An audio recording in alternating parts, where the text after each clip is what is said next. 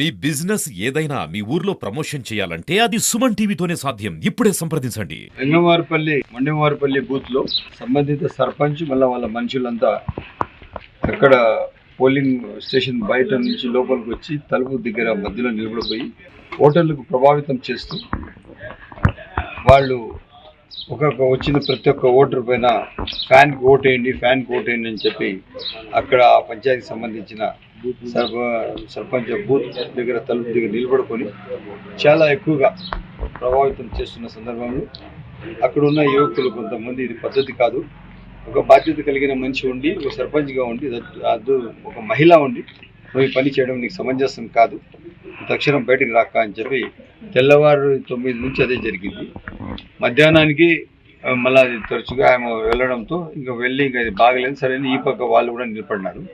అప్పుడు వాళ్ళు పిలుచుకొని పోయి అక్కడ మన కుమార్ రెడ్డికి చాలా దారుణంగా కొట్టడం జరిగింది. దాని వీడియోస్ అన్నీ ఉన్నాయి.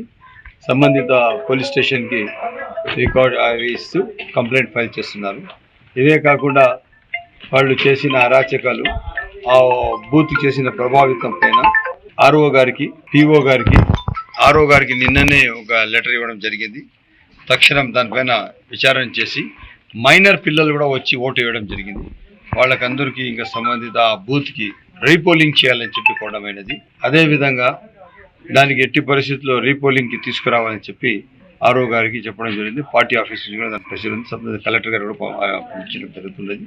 ఎట్టి పరిస్థితుల్లో వీళ్ళు ఓడిపోతున్నామని చెప్పి ఒక భయమాందోళనతో అరాచకం తాండవం ఆడుతున్నారు. వీళ్ళు ఒక 10-12 మంది ఉన్నారు.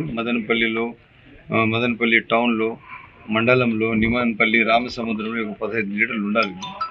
వీళ్ళు ఎట్లా అంటే ప్రజలతో వీళ్ళకి పనిలా దొడ్డిదారినా వీళ్ళు సర్పంచ్లు, ఎంపీటీసీలు, జెడ్పీటీసీలు, ఎంపీపీలు కావాలి.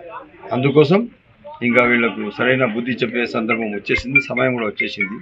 తప్పకుండా దానికి సంబంధిత పోలీస్ స్టేషన్ పైన కంప్లైంట్ ఇచ్చి పోలీస్ చర్య పైన మనం చర్య తీసుకోవాలని చెప్పి సవినీయంగా కోరడం.